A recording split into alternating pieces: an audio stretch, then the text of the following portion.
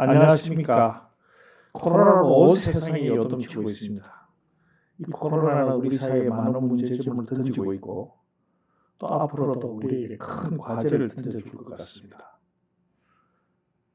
서로 어깨를 두들겨 주면서 이 코로나를 잘 이겨냈으면 좋겠습니다. 지난 3회 동안 친구들과 함께 방송을 했는데 오늘 또 제가 방송을 진행하게 됐습니다. 서유석 선생님이 건강이 아직까지 회복되지 않아서 걱정입니다. 빠른 완쾌를 바라고 또 서유석 선생님의 멋들어진 노래 또 각종 멘트 좋은 진행을 만나봤으면 좋겠습니다. 오늘은 이주민연대 살로모이즈 이정호 시부를 초대를 했습니다. 이정호 시부님은 인권운동, 민주화운동, 이주노동자운동, 종교 간 대화 문제 등 여러 가지 다양한 부분에 우리 사회의 큰 어른으로서 역할을 많이 했습니다. 안녕하십니까. 코로나로 어려운데 요즘 어떻게 지내십니까? 안녕하세요. 그냥 조용히 잘 지내고 있습니다. 사회적 거리 두기 이거는 이 과정을 통해서 우리가 많은 것을 생각하게 됩니다. 그동안에 가까이 지내고 어깨 두드리고 등 두드렸던 친구가 얼마나 소중했던지 또 우리는 너무 쓸데없는 말을 많이 하지 않았던지 또 우리 사회에 나의 건강도 중요하지만 당신의 건강이 얼마나 중요한지 이런 거. 그럼 나만 괜찮으면 세상이 괜찮은 게 아니라 이심에서 우리가 공동체 의식으로 발전시켜주는 그런 좋은 계기가 됐다 이렇게 표현하면 좀 오해가 있으나 그러나 어쨌든 이 시기를 우리가 잘 견뎌내고 또 이것이 전화위복의 기회가 됐으면 좋겠다는 바람이 큽니다. 지난 30년 동안 우리 신부님은 이주노동자들과 함께 했고 이주노동자의 대부라고 불리는데 그 대부라는 말을 들으니까 기분이 어떠신지 모르겠네요. 사실은 많이 부족한데 이런 여러 부류의 사람들하고 이렇게 만나고 특별히 하나님께서 어떤 인연을 만들어 주셔서 외국인 노동자뿐만 아니라 한센인 이런 분들하고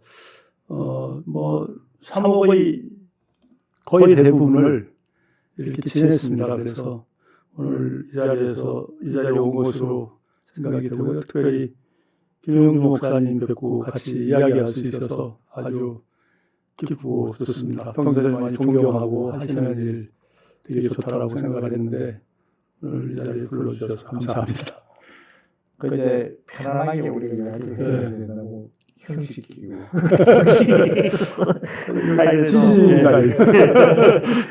그러니까 이제 그냥 가까운 친구로서 우리가 그때 살아왔던 삶을 조금 반추해보고 또 내 관심사가 뭔지 우리 관심사를 서로 나눠볼 수 있는 좋은 기회가 됐으면 좋겠습니다. 그런데 제가 이게 우리 신부님을 가까이서 보고 또 이력을 이렇게 훑어보면 독특해요.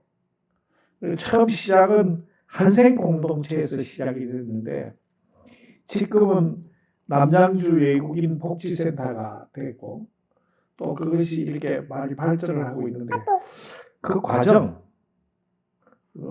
어떻게 해서 이렇게 한센인들을 만나게 됐고 또 이게 어떻게 이렇게 발전이 됐는지 하고 좀 간단하게 좀 요약해 설명해 줄 수 있겠습니까?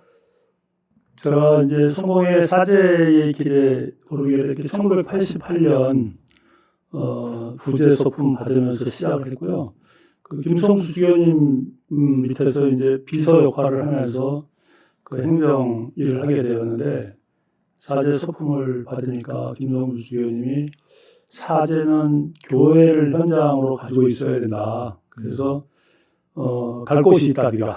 그래서 어딥니까? 그랬더니 그 마석에 있는 성생원이라는 한센인 그 음성 환자 집성지인데 거기로 가라는 거였습니다. 그래서 제가 이게 참 곤혹스럽기도 했는데 그래도 제가 그 음성 한센인에 대해서 가까운 곳 그 정동 거기 이제 프랑스 수도회가 있었는데 거기 가서 좀 설명을 듣고 이게 뭐 사람 사는 곳이구나 이제 이런 생각이 들어서 좀 잘 한 2번 정도 가서 설명을 듣고 가겠습니다 이제 이렇게 대답을 하고 들어갔습니다. 그게 이제 1990년 6월 2일인데 바로 제 생일날이기도 했거든요 그날이. 그래서 들어가서 이제 그분들하고 뭐 이런저런 정말 제가 사제 생활 중에 가장 기억에 남고 보람된 일이라는 생각으로 그 일을 시작했어요. 거기서. 그래서 가서 부둥켜 안기도 하고 뭐 이런 말 하면 안 되지만 수술잔도 기울이면서 한 잔으로 그냥 이렇게 나눠 먹기도 하고 이러면서 격려하고. 근데 너무 이분들이 병약하고 굉장히 힘든 상황이고 사회적으로 어떤 한 차별을 받고 있다는 이런 생각들이 들어서 기운 센 이 천하장사 이정호 신부가 좀 힘이 되어주면 좋겠다 이런 생각을 하고 뭐 왔다 갔다 하는 사이에 또 다른 일이 일어났는데 그게 바로 나라도 다르고 언어도 다르고 색깔도 다른 사람들이 몰려와서 파더 여기가 뭐 하는 데냐 보니까 떡도 나누고 포도주도 나누고 하는데 천주교냐 뭐냐 이제 이렇게 물어서 이런 비슷한 성공회다 이제 이렇게 시작을 하면서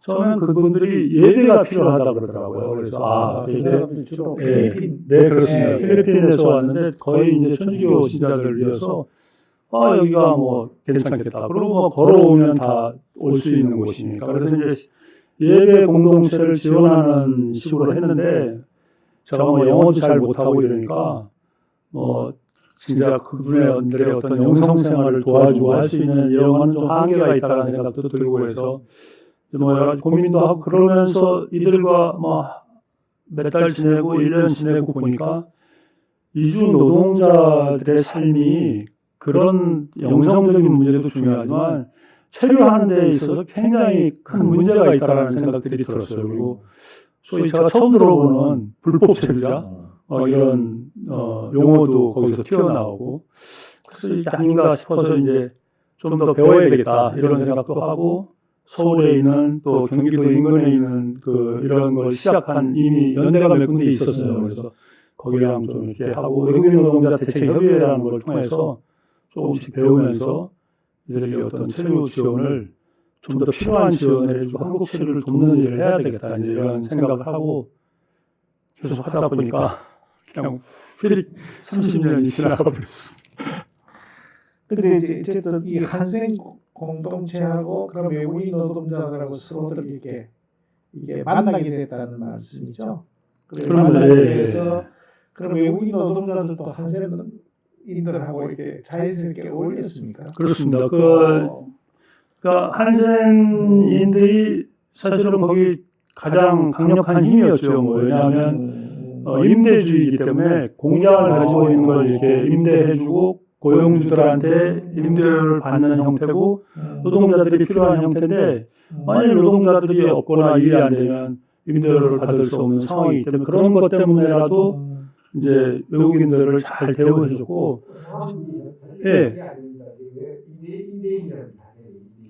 그게 이제 그 동네가 원래는 성생원이라 그래서 이 팜이었습니다. 농장이었는데 농장이 이제 이 산업화되면서 막 아주 영세한 가구 공장들이 들어오기 시작했는데 영세한 가구 공장이 노동력을 구하기가 우선 힘들잖아요. 한국 사람들을 구하기 힘들고 이러다 보니까 이제 노동자들이 외국인들이 이제 그 선호해서 그곳을 들어오게 되었고 그런 관계 속에서 이제 서로 필요에 의해서 그런 관계들이 이제 형성이 돼서 만일 뭐 고용주가 월급을 좀 체불한다거나 이러면 오히려 그 한센인들이 쫓아가서 왜 월급을 안 주냐, 그럼 공장 문 닫으면 이거 어떡하려고 그러냐, 뭐 이런 식으로 그런 동료도 있었고 또 이제 우리 교회가 가장 중심에 있는 교회에서 이주노동자 지원 뭐 예배도 하고 여러 가지 이제 그 상담도 하고 해서 그런 불편 부당함을 좀 이렇게 덜어주는 이런 모양새로 가니까 교인들도 되게 좋아하고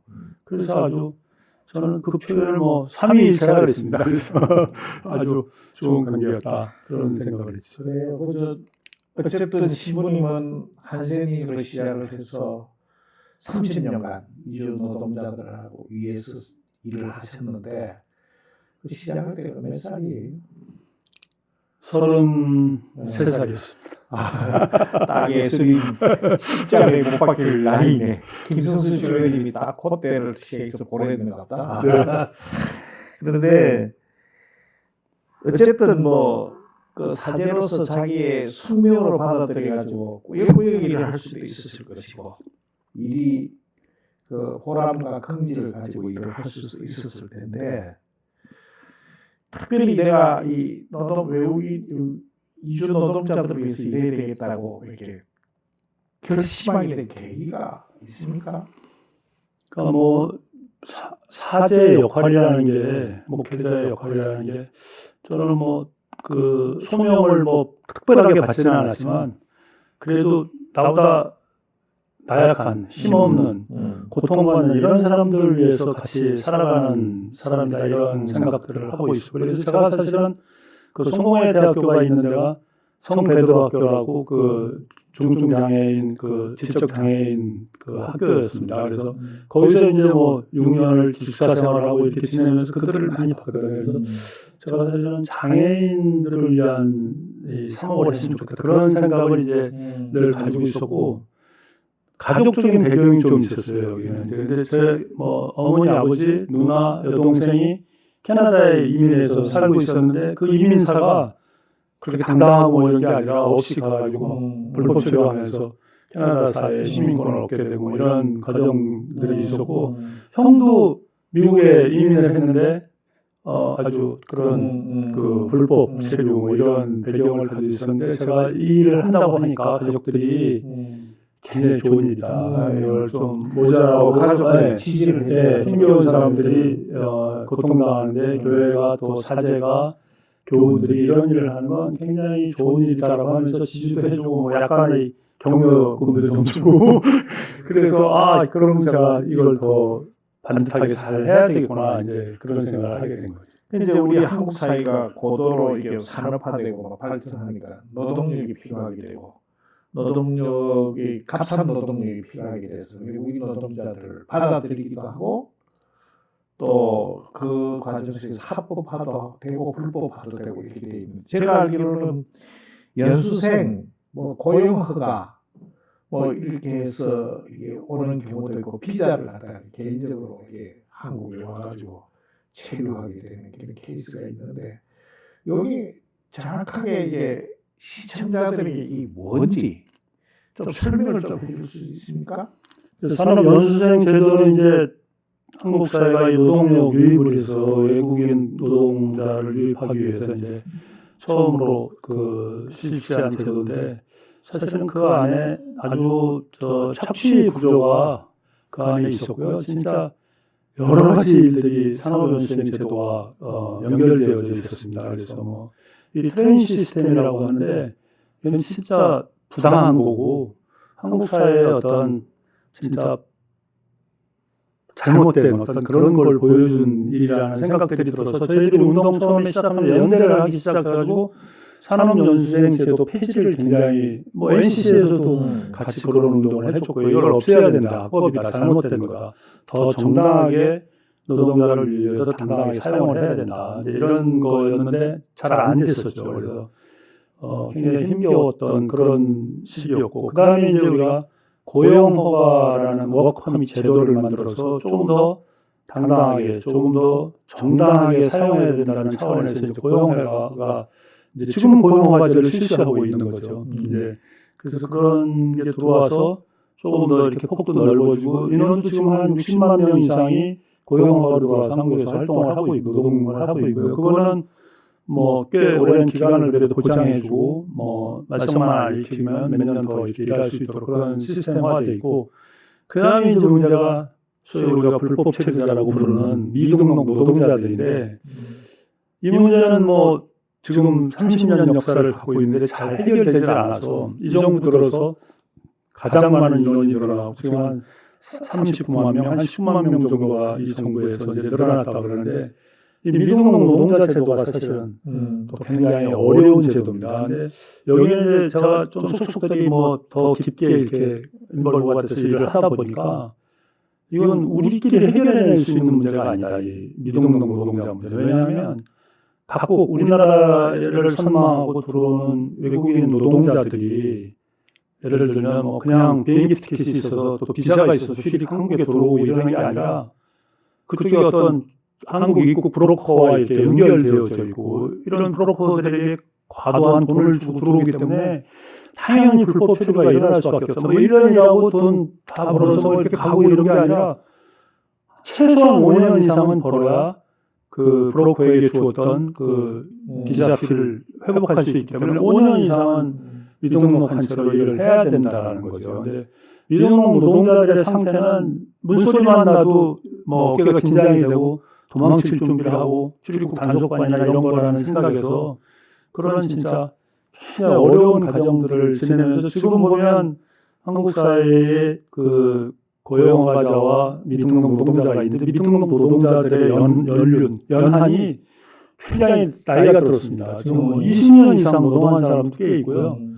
그게 그렇죠. 한국화돼 있고 아니 뭐 돈은 제법 버는 것 같아요. 이제는 이게 뭐 워낙 힘든 일을 한 데다가 10년, 20년 일하니까 경험도 쌓이고 그래서 월급도 지금 뭐 받을 만큼 이렇게 받고 이제 뭐 그렇게 해서 살아가는 거죠. 그래서 구조는 하여간 그렇게 되어져 있습니다. 그래요. 저도 경험 중에 하나가 우리 감리교 본부에서 일할 때 미등록 노동자들이 우리 감리교 본부에서 일종의 샤우팅을 한 적이 있어요. 그렇죠. 그때 그 법무부에서 그냥 잡아가더구만요. 잡아가지고 강제 추방을 하는데 감리교 본부에 제가 이제 그때 교육부 총무였는데 무방비로 당하더라고요. 그러니까 뭐 법이 어떠니 해서 근데 이야기를 들어보니까 상시적으로 감시하고 하는 게 아니라 일정한 부분 법무부도 그냥 시간을 정해놓고 일시 단속했다가 풀어주고 뭐 이렇게 해서 오히려 불법 미등록 노동자들이 일을 할 수밖에 없도록 또 그렇게 가슴 졸이고 일을 할 수밖에 없도록 그렇게 자꾸 옥죄에 있는 것 같은 느낌이 들어서 차라리 그 사람들이 한국 산업 사회에서 일을 할 수가 있다고 한다면 일할 수 있는 여건을 만들어주는 게 좋지 않겠다 이런 생각이 드는데 어쨌든 신부님의 말씀에 의하면은 고용허가제는 연수생 제도보다는 조금 발전된 형태다 이렇게 보는 거고요. 불법 자꾸 내가 불법이라 해서 미안합니다. 미등록 노동자들은 그 상당히 우리 나라가 해결해야 될 과제다, 숙제다 이렇게 생각을 할 수 있겠는데 지금 그 사람들의 그 숫자는 어떻게 되고 형편은 어떻습니까? 지금 미등록 노동자의 숫자는 뭐 그 고용허가제에서 이탈이 되게 되면 연한을 다 하게 되면 그냥 자연스럽게 이렇게 미등록자로 전락이 되기 때문에 지금 뭐 계속 늘어나가지고 또 39만 명 정도라고 그러는데 그만큼 필요한 겁니다. 한국 이런 어떤 3D 업종에 그런 노동자의 숫자가 필요한 거죠, 사실은. 왜 필요가 없는데 그 사람들이 여기 머무르겠습니까? 아니고 필요하니까 여기 머무르게 되는 건데 그런 면에서 우리가 노동자의 대우라든가 체류하는 여러 가지 형태들을 바꾸고 집중적으로 좀 연구를 해내서 그분들의 어떤 정당한 관계 속에서 이렇게 노동할 수 있도록 해주는 일들이 필요하다, 우리 사회가. 그리고 이 정부 들어서는 굉장히 사람이 중요하다, 이제 이런 얘기들을 했는데 그들이 사람입니다. 다르지 않고요. 뭐 까맣다고 해서 다르고 뭐 나라가 다르다, 언어가 다르다 해서 다르지 않기 때문에 저는 아주 대등하고 평등하고 같은 사람이라는 것으로 보고 이 사람들을 대해서 노동이 우리가 필요 없고 우리 한국 사회에 이주 노동자가 필요 없다고 하면 적절한 법 조치를 통해서 이렇게 다 내보내고 하는 조치들이 있어야 되는데 지금 그 사람들이 일해서 먹여 살리는 사람이 외국인이 아니지 않습니까? 한국인들을 먹여 살리는 거기 때문에 저는 필연적으로 필요악이다, 이게 어떻게 보면 악일지도 모르겠지만 그런 상황입니다. 네, 그렇죠. 악은 아니고요. 우리가 사람으로 필요합니다. 사람으로서 사람답게 대해야 되는데 우리도 사실상 그 식민지 지배를 당했던 시대가 있었고 그때는 그 국민으로 아니라 그 2등 그 식민지 사람으로서 우리가 취급을 받고 고통을 받은 적이 있습니다. 특히 일본의 그 삶을 살기 위해서 노동자로 갔던 우리 선조들이 일제의 지배하에서 고통을 많이 당한 적이 있죠. 그런 것들을 생각하면 사실 우리가 이 지금 현재 조금 자신의 나라에서 조금 경제적으로 어려워서 좀 이게 삶의 문제를 해결하기 위해서 이 wan 사람들을 우리가 정당하게 대우를 해야지 그걸 갖고 어떤 부당한 대우를 하는 건 좋지 않겠다 생각합니다. 그런데 어쨌든 이런 30년 동안의 긴 세월 동안 이렇게 어려운 노동자들을 위해서 일해 오셨다는 것은 참으로 축하할 일이고 축복받을 일인데 우리 정부에서도 우리 시부님의 이런 헌신을 높이 평가해서 훈장도 받으셨다는데 네. 그 훈장 받으실 때 일화가 있다든지 또 우리가 조사를 해보니까 아주 멋있는 말도 하셨다는데 한번 좀 본인이 쑥스럽겠지만 좀 소개도 하시고 그때 기분도 좀 말씀을 해주십시오. 2017년에 그 국민훈장 동백장을 받았는데요. 사실은 그때 그 같이 이렇게 이제 수훈 그 조소에 올라온 사람들 몇 면을 보니까 제가 받은 상이 아니었더라고요. 그래서 어떤 이주민 분야가 특이하니까 아마 저를 주신 것 같은데 그때 그 대통령 시계도 하나 주고요.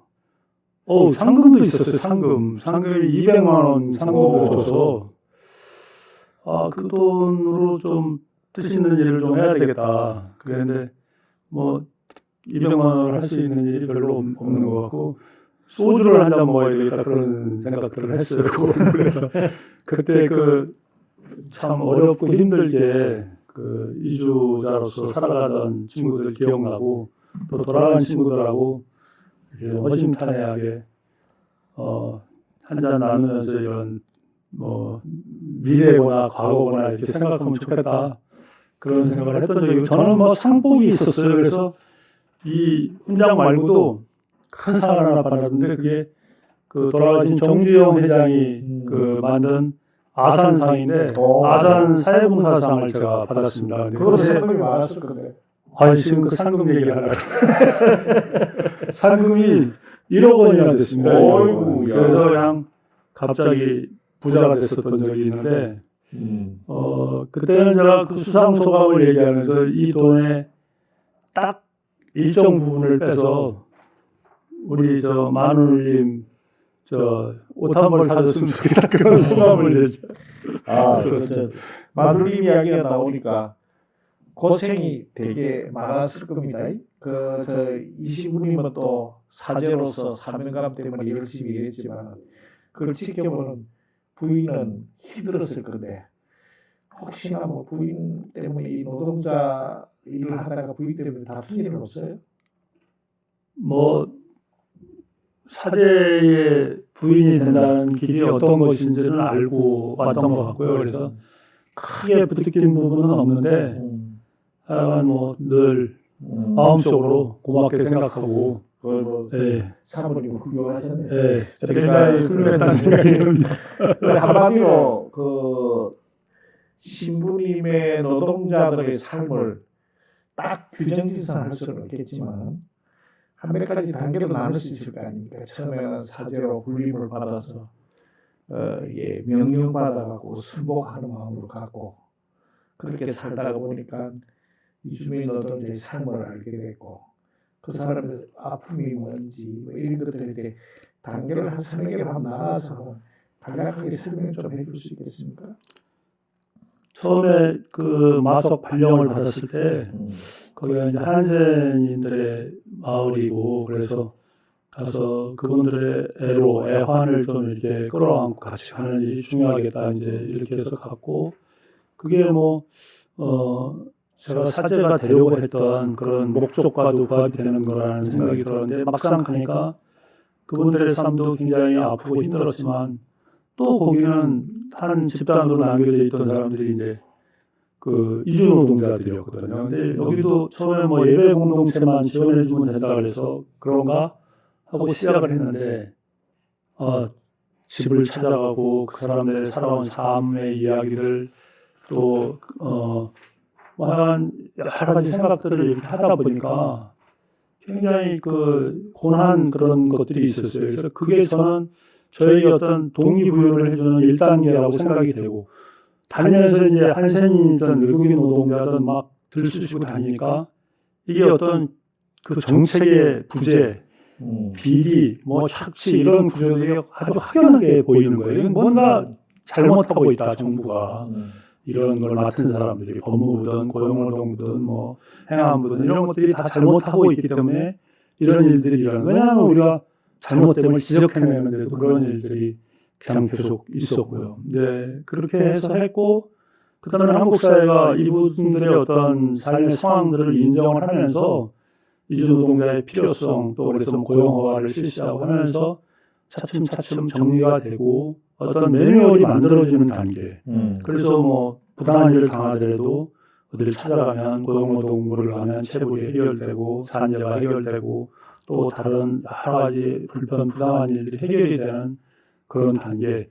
그리고 이제 저는 지금은 이제 제가 외국인 노동자 복지센터도 떠나고 마지막 단계라고 생각하는데 돌아간 사람들에 대한 아프터 서비스. 그들이 한국을 경험하고 꿈을 이루지 못했거나 꿈을 이루었다고 해도 가서 겪는 어떤 트라우마들을 좀 도와주는 일을 하면 좋겠다고 생각하고 지금 이제 4단계 일을 하고 있는 거죠. 예. 네.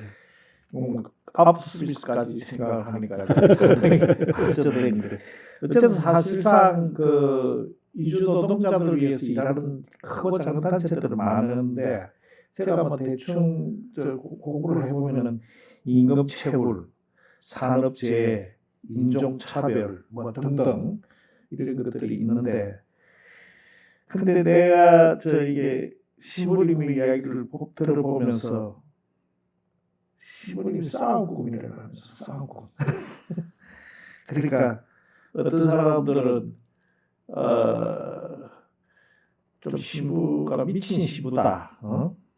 그리고 또 내가 듣기로는 누구한테 폭행을 당해서 실신하기까지 했다. 뭐 이런 이야기를 듣는데 그게 왜 이런 닉네임이 붙었고 그 실신까지 했어요, 시부가?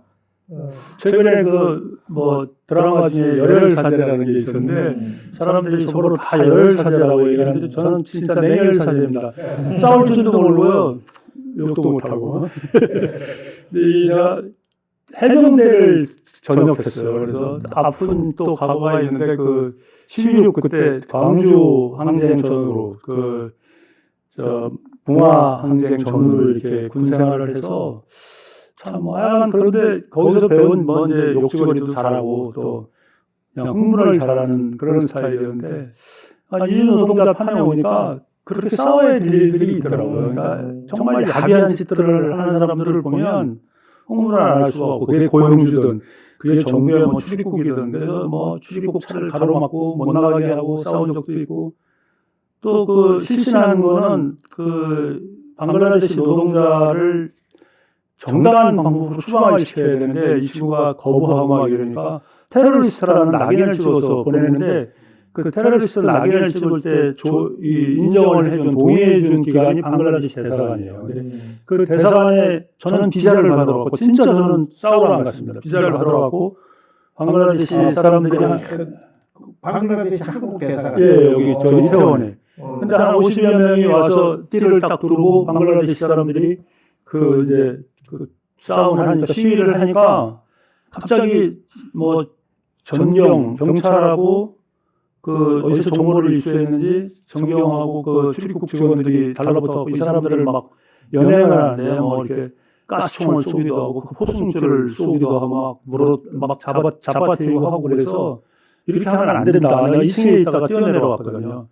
그래서 버스를 연행되는 사람을 쫓아 올라갔는데 제 기억으로는 제가 좀 방비가 허술하니까 그 버스 봉을 잡고 어떤 녀석이 저 앞면을 걷어찼어요. 그래서 떨어지다가 계단에서 그냥 띵굴을 굴면서 이제 그 밑에 하단에다 펜스를 박아가지고 그래서 이제 뭐 실신도 하고 그랬었는데 그 다음에 쫓아가서 제가 서울 경찰청 앞에서 그 시위도 하고 우리 신부님들 한 40~50명 나가서 생전 처음 그런 시위도 하고 폭력 경찰 사제를 폭행한 뭐 어쩌고 해서 이제 이런 일도 있었는데 제가 쫓아가서 싸움을 하거나 치고받고 한 적은 없는데 약간 그 한번 그 이주 노동자가 이제 에이즈의 그 HIV 보균자가 돼갖고 출국에 잡혀서 강제 추방을 당하는데 가서 월급을 챙겨라. 그래서 이제 저랑 같이 가서 어떤 사장한테 가서 월급을 좀 해주시고 뭐 그래도 꽤 오래 일을 했는데 한 10년 일을 했더라고요. 그래서 위로금을 좀 이렇게 그랬더니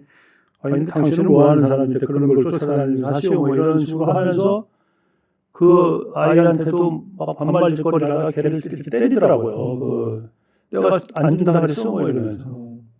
그래서 그냥 에휴 이건 좀 감옥에 가서 앉아 있어야 되겠다 그러고 이제 양벽사를 잡고 막 이렇게 했던 적이 있죠. 네.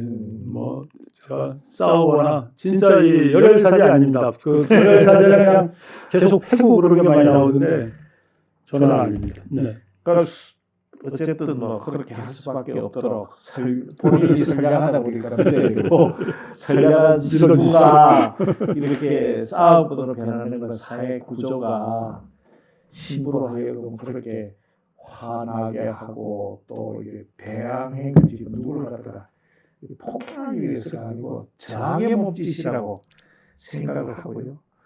그런데 어쨌든 이런 과정에서 굉장히 곤혹스러운 일도 있었을 거고 보람된 일도 있었을 건데 그 노동자들의 고통과 눈물이 있었을 거 아닙니까? 그렇죠?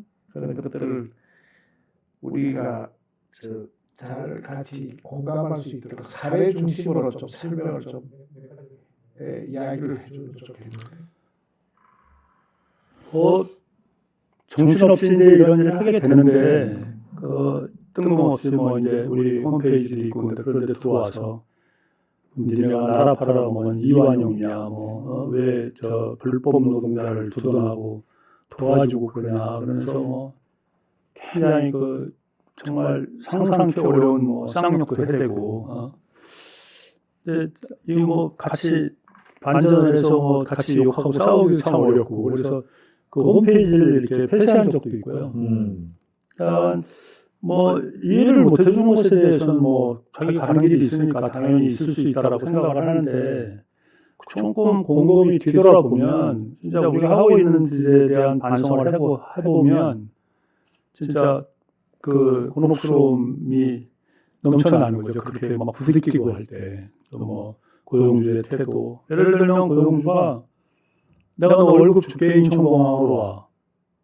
몇 달 동안 임금 체불을 해서 간신히 그 고용노동부랑 조정을 해가지고 임금을 받아야 되는데 인천공항으로 오라는 거예요. 그건 뭐냐면 내가 너 줄 테니까 그거 받아서 출국해라. 그러면 그 노동자가 거기를 갈 수가 없는 거죠. 왜냐하면 출국은 또 다른 자기에게 이제 죽음이다라고 생각하니까 외국인 노동자들이. 그리고 뭐 그 수표로 100만 원짜리 수표를 이렇게 공급을 주고 부도 처리해버리고 잃어버렸다고 언어를 이렇게 그래서 그가 또 이렇게 못 깎고 가게 하고 그러니까 이제 제가 당하는 어떤 어려움보다는 이주자들이 한국 사회에서 내놓을 만큼 내놓고 어떤 희생을 했는데도 불구하고 그 당하는 괴로움들 이게 이제 많은 그런 곤혹스러움이 있었고요. 그 좀 보람된 일은 그래도 이제 저는 뭐 제가 그분들에게 신앙을 이렇게 가져라, 뭐 개종을 해라 이제 이런 게 아닌데 대체로 우리 동네에 들어와 있는 친구들은 로만 카톨릭이 아니면 이슬람 사람들이었거든요. 근데 이제 제가 너 뭐 예수를 믿어야 돼 이렇게 얘기해본 적도 여태까지 한 명도 개종을 못했어요. 그래서 그런데 그 친구들이 그래도 그 뭐 크리스찬이니까 이 일을 하는 이 파더를 믿고 신부님 우리가 돌아가서 어떤 일들을 해냈으면 좋겠다. 그러니 그런 삶의 지혜를 같이 이야기하고 나누자 그래서 필리핀 바기오에 또 방글라데시 다카에 그리고 이제 그 네팔의 카트만두 이런 데다가 우리가 말하자면 이렇게 브랜치를 만들고 한국 마석 가공단에서 일했던 불법 체류 노동자들이 돌아가서 그곳에서 한국과 이렇게 유용한 일을 할 수 있도록 이렇게 구조를 만드는 사람들이 몇 명이 있어요. 그 중에 이제 대표적인 사람이 필리핀에는 로저라는 친구고, 이 방글라데시는 삐도라는 친구고, 그 네팔은 한국의 그 국가대표 선수로 축구 국가대표 선수로 네팔에서 이 전지훈련을 왔다가 도망쳐고 불법 노동자가 된 친구예요. 그래서 거기랑 저는 계속 연락을 하고 있고 제가 능력만 좀 커지면 지금은 뭐 가진 게 너무 없고 힘들어서 방글라데시만 교류를 하고 있는데 바교하고 네팔도 제가 좀 하려고 준비를 하거든요. 그런 일은 저한테 뭐 부족한 제가 이런 일을 해냈다라는 그런 큰 자부심을 갖게 하는 일이더라고요. 누구를 도와서 그 사람들이 또 다른 사람을 돕고 있는 모습을 보면 보람도 되고 기쁘고. 저도 뭐 국내 인권운동에 좀 참여를 해본 적이 있는데 그렇죠. 우리 한국 사람들이 한국 사람에 대한 인권도 탄압을 하고 하는 경우가 많아요. 많은데 심지어 외국인이기 때문에 그 인권을 무시하고 또 그 배제하고 또 심지어 이렇게 배타하는 그런 경우들이 많이 있을 건데 정말 이들에게 필요한 게 뭐였습니까? 일을 하시는 동안에 절실하게 필요한 거 예를 들면은 뭐 미동력 단속할 때는 어쨌든 불법이라고 하니까 그 미동력 단속을 갖다가 막아주는 것도 조금 어쨌든 이 땅에 살아가는 사람은 조금 고통스러운 일이 있을 것 같고 또 의료보험 체계는 그들에게 해당이 되는 건지 그렇지 않으면 또 이 사람들이 어쨌든 여기 와서 결혼을 해갖고 살다 보면 2세가 낳게 되고 그 2세의 교육 문제는 어떻게 되는 건지 그리고 그 사람들이 산업재해도 많이 당한다고 이야기했는데 흔히들 우리 한국 사람들 산업재해를 안 해주려고 그 우리 노동자 부분에서 여러 가지 논쟁거리가 많은데 외국인 노동자들에게 산업재해를 해주는 게 굉장히 적다고 이야기 들었고 심지어 어떻게 그러니까 목사님이 지적하는 이 모든 상황들이 사실은 숙제입니다. 이 이주자들이. 그러니까 저는 그런 의료보험 제도라든가 산재 처리라든가 이런 것들이 한국 사회에서 그 사람들이 무슨 범죄를 저지르고 또 다른 목적으로 한국에 살고 있다고 하면 그런 것들을 안 하고 추방하는 게 맞지만 그들이 한국의 어떤 경제의 한 축에서 일을 하고 있고 그러니까 노동을 하면 노동자의 대우를 해줘야 된다는 거죠. 그래서 이제 의료보험도 그 미등록자는 없어요. 뭐 전혀 없는데 요 근처에 있는 이제 희망의 친구들이라고 거기가 그걸 하는데 처음에 시작할 때 이제 2만 원을 내고 멤버십을 3달이 지나면 7천 원씩 3달을 내면 이제 멤버십이 되면 한국인 의료 수가의 80%까지 그 지원을 해줍니다. 그래서 예를 들면 충수염, 맹장염 같은 게 걸리면 옛날에는 200만 원 들어서 뭐 3박 4일 입원하고 그랬거든요, 외국인. 근데 지금은 한국인하고 똑같아요. 뭐 30만 원, 40만 원 내면 그게 이제 해결이 되고.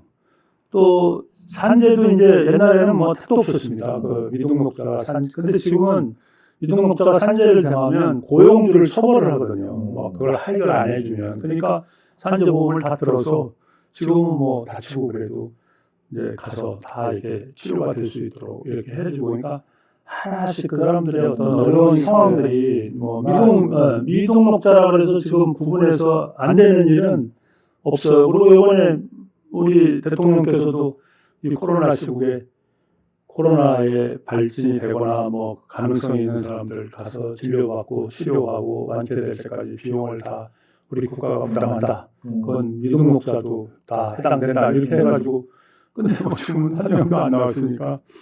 그래서 저는 한국 사회가 그동안 교회 또 여러 기관들, 뭐 종교기관이 제일 많이 했지만 이런 기관들이 앞장서서 정말 힘들고 어렵게 살아가는 이 친구들을 끌어안는 일을 해내서 지금은 뭐 거의 이주자들이 한국 사회에서 조금씩 힘들고 어려운 점들은 있지만 그래도 그런 걸 잘 견디고 이렇게 살아갈 수 있도록 이런 어떤 시스템, 매뉴얼이 잘 만들어져 있다 그런 생각을 하면서 그냥 이것도 지금 한 30년 한 운동의 보람이다 이렇게 생각하고 살아갑니다. 시부리 같은 분이 있으니까 이게 조금 발전되는데 여전히 인권 사각지대는 이 이주 노동자들이 당하는 어려움일 것 같습니다.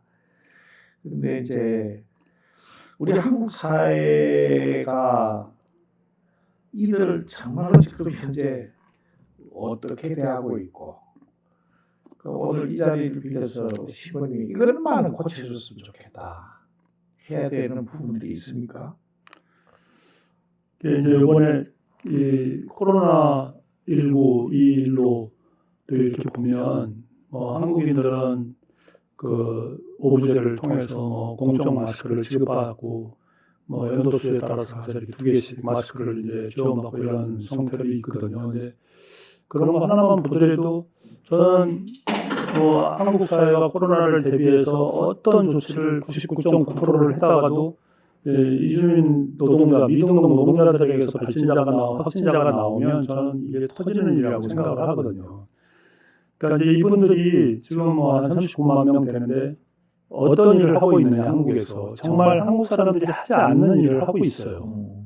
3D 업종이다, 지금 4D 업종이라고도 그러는데 이런 분야에서 일을 하고 있기 때문에 어차피 한국 사회가 하지 않는 일을 이분들이 해냄으로써 어떤 경제적인 가치도 올리고 하는 것이라고 생각하면 이분들의 어떤 상황을 바꾸어주는 일을 우리 정부가 해야 된다. 다소간 힘들고 이래도 예를 들면 전면 사면 그 체류 기한이 어쨌든 간에 이 사람들을 사면하는 조치들도 좀 해야 될 듯이 지금 정부 들어서도 그 추미애 법무부 장관 저도 이제 권익증진협의회에서 일하지만 거기도 이렇게 보면 그렇게 이 사람들에 대한 대안 조치들이 썩 훌륭한 게 없어요. 참 우리 어떤 입장만 이렇게 눈치만 보고 막 이런 식으로 법 조치를 하고 있기 때문에 그 법무부를 법이 없는 미니스트리다. 미니스트리 오브 노 저스티스 이렇게 얘기를 한다고. 문자가 한문으로 그 문자가 없을 문자다.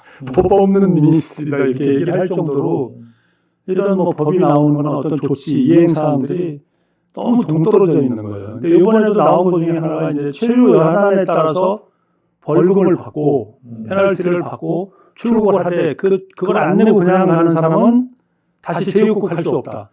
낸 사람은 다시 들어올 수 있다.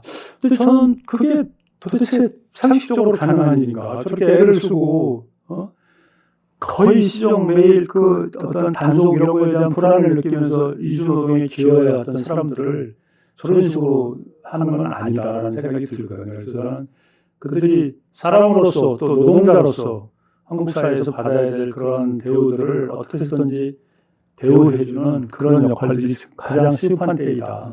그런 생각을 합니다. 어쨌든 귀중한 삶을 사셨는데 이때까지 30년의 경험을 결실이 맺어서 이렇게 일을 하고 있는데 현재 지금 중점적으로 하고 있는 일이 뭡니까? 네, 저는 지금은 이제 국내에서 할 수 있는 일은 한계가 왔다 저한테는.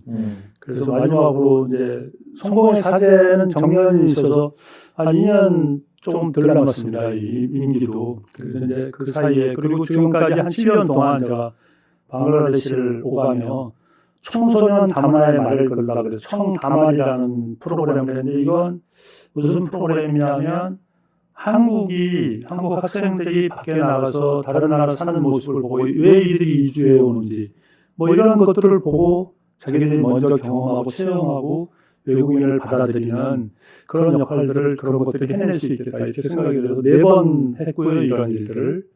그래서 이제 그런 일들을 통해서 아프터 서비스도 하고 그리고 KBFS 코리아 방글라데시 프렌드십 소사이어티라는 걸 만들어서 거기 상담소가 있습니다. 방글라데시에. 그래서 상담을 해가지고 나 이런 일을 한국에서 당했어. 아파 힘들어. 고달퍼 하면 이걸 우리한테 통보해오면 우리가 그걸 들고 이거 나라에서 물어내야 된다. 이건 고용주가 해야 된다. 이건 우리 한국 국민들이 좀 성금을 해서 해줘야 된다. 이런 일을 하는 거죠.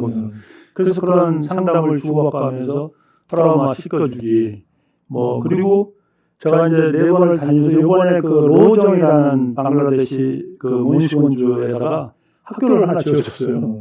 그래서 이제 뭐 학교라고 그래봐야 뭐 멋있는 뭐 몇층 빌딩이 아니고 그냥 단 한 칸 이렇게 학교를 지어줬는데 비가 오면 우기가 되면 학교 공부를 할 수 없는 아이들에게 그래도 이렇게 희망을 만들어주고 경기도 교육청이 많이 지원을 해줬고요. 그건 그래서 이렇게 하고 이번에는 우리가 또 하나 약속하고 온 게 장애인들이 그렇게 많더라고요. 방글라데시에 뭐.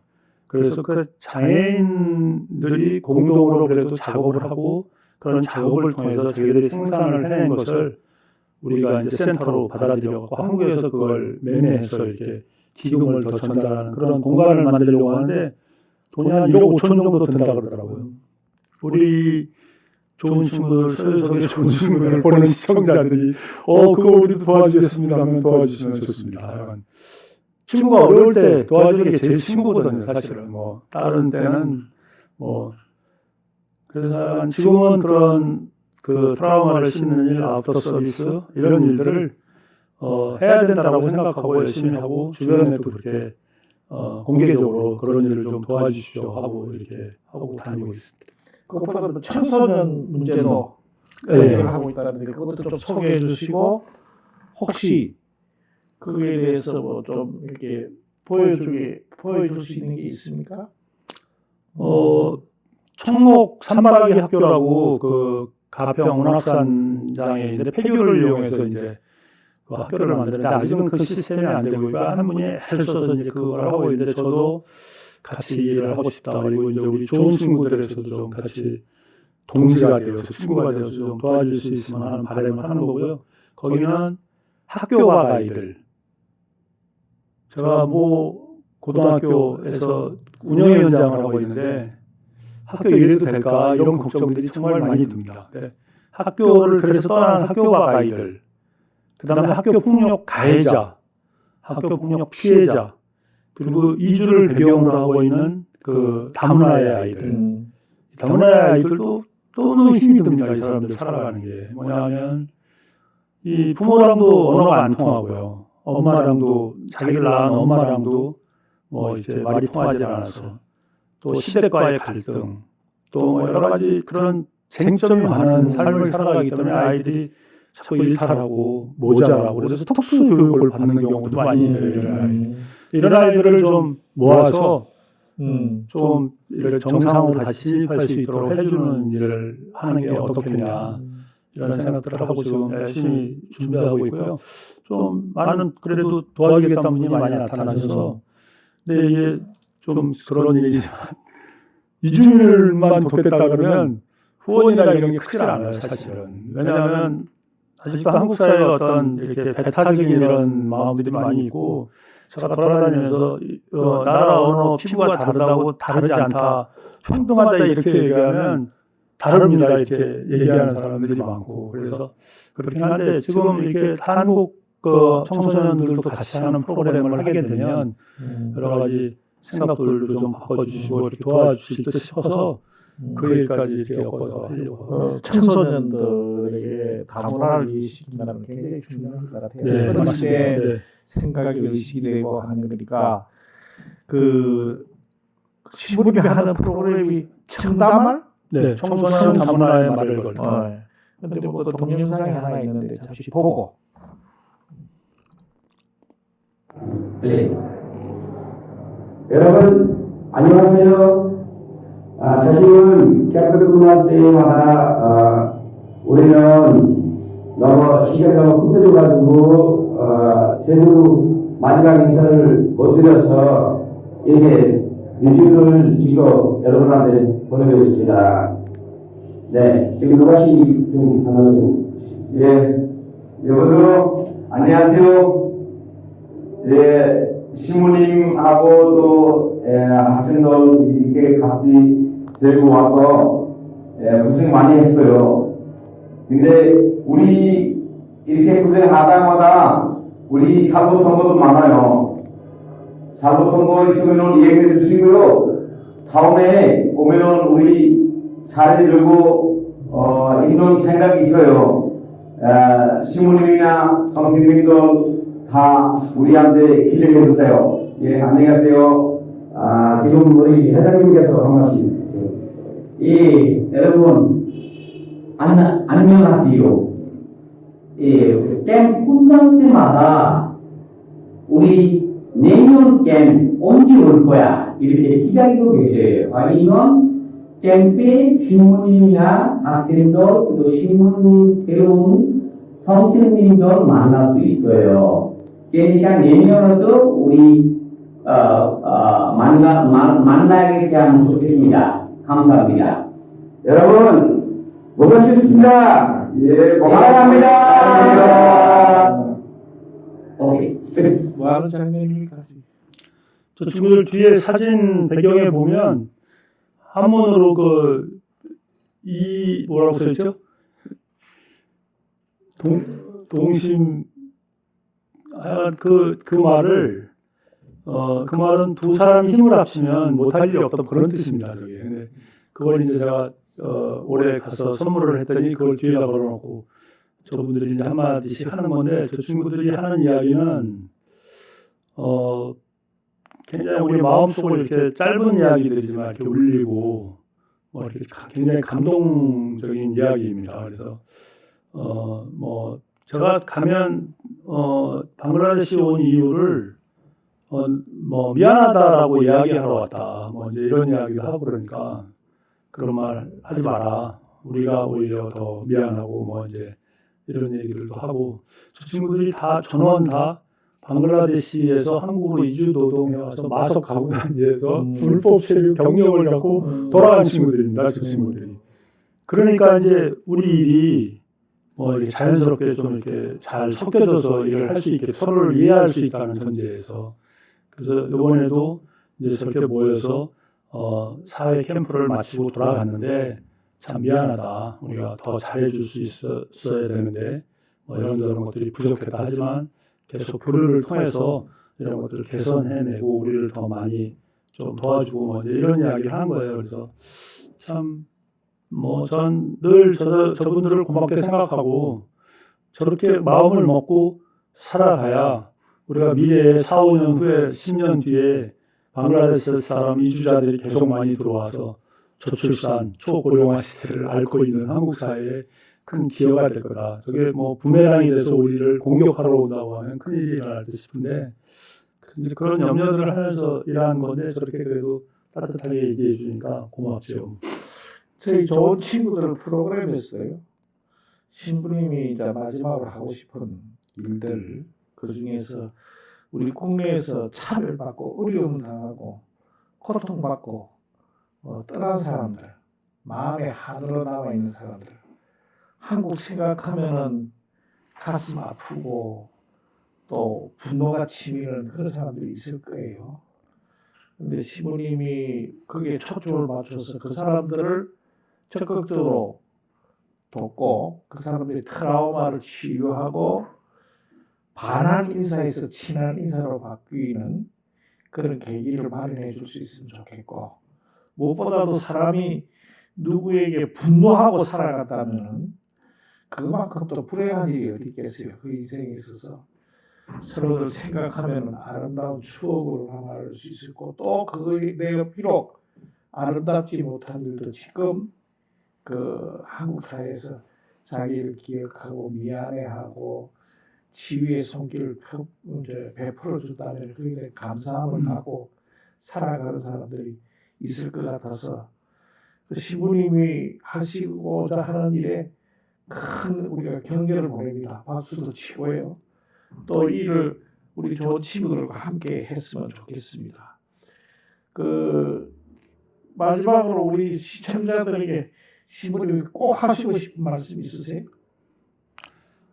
그 성경 말씀에 이제 레위기 14장 33, 34절에 보면 너희 땅에 사는 외국인들을 이렇게 이제 학대하고 그러지 말라고 이렇게 같이 사는 사람들을 따뜻하게 끌어안고 내 가족처럼 이렇게 살아가는 말씀인데 정말 그렇다라는 생각이 듭니다. 우리 한국 국민들이 정도 많고 우리나라 사람들이 지금 한 700만 명 이상 밖에 나가서 살고 있어요. 거꾸로요. 다른 130몇 개국에 이민 나가 살고 있고 지금 제가 알기로는 일본 같은 데는 한국 사람이 불법 체류 1위 국가입니다. 우리 많이 가서 이렇게 불법 체류도 하고 있고 그러니까 이런 글로벌 시대에 한국 사회가 이렇게 딱 가로막고 뭐 외국인을 차별한다거나 하는 일들은 얼토당토하는 일이고, 제가 그 2003년도에 독일에 가서 그 하이델베르그에서 광부와 간호사 출신 사람들을 만나서 MBC 느낌표에 나올 때, 그때 제가 이래서 왔습니다라고 얘기하니까 그 간호사를 했던 분이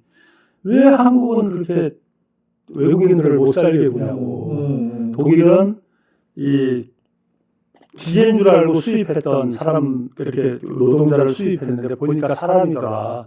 그래서 우리가 어떤 시스템을 바꾸고 이렇게 했다라는 이야기를 해주고 하면서, 그런 선언적 경험들을 우리가 보고 배우면 그렇게 바꿔가야 되거든요. 그래서 저는 마지막으로 정말 드리고 싶은 말씀이 이겁니다. 결론적으로 이야기하면, 한국에서 외국인이 잘 살면 한국에는 훨씬 더 잘 산다.